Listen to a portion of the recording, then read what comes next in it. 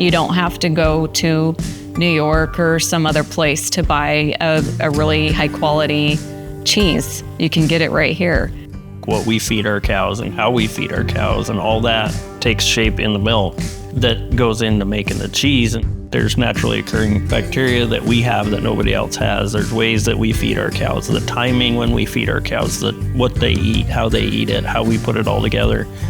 All those things all play a part in how that milk is and the quality of that milk.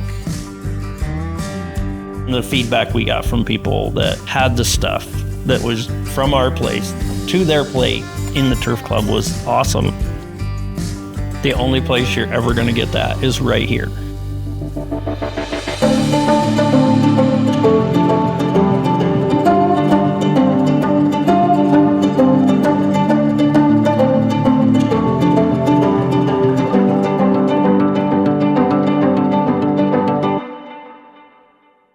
Our friends over at Evans Farmstead, I see their cheese and you can tell this is something that they've worked on and it's handmade. It's a huge process. It takes hours and hours to make a cheese. And then beyond that, there's a lot of aging, which could be even a year later.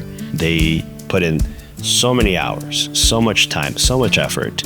We start milking at 4 a.m. We pipe the milk into the cheese plant from the milking parlor, and it comes in warm, and then it goes into the vat at the right temperature. So then we add cultures, and then there's some other, temperatures and different things before we actually get to that point where you cut the curd, stirring it, getting the temperature up. And then once we drain the whey off of the curd, then we have it to go into the molds or to flavor it or whatever we're gonna do, depending on what type of cheese we're making.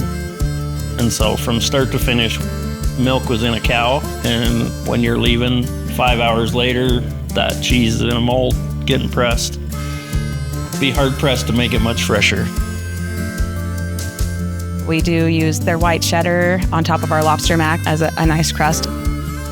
Our white cheddar is a little different than your typical cheddar cheeses because we do what's called a stirred curd cheddar. We don't ever let it drain in big blocks like they would commercially. Ours, we keep that curd loose for an hour and it drains off before we put it in the molds. The flavor of our white cheddar is super popular.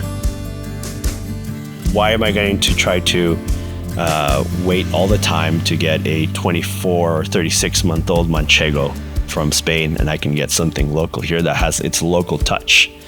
Manchego is a cheese generally made with sheep milk. We only milk Jersey cows on our farm. They have the richest milk of all the cow breeds. We don't skim it, it's all full fat, but it's different than sheep milk. It's gonna have a little bit more of a creamy texture. It's a very soft cheese, which is shocking because it does dry age an ice crust that we have to cut off.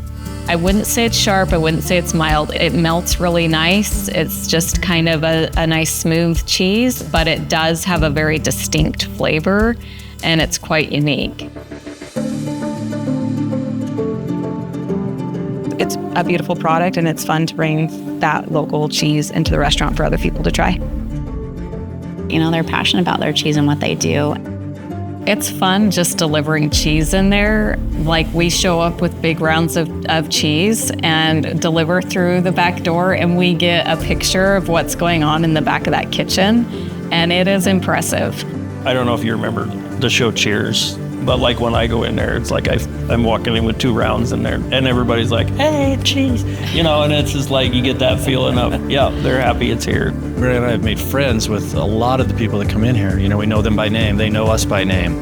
It's fun to visit with them and see the excitement that they like working with what we produce, and that's the cool thing.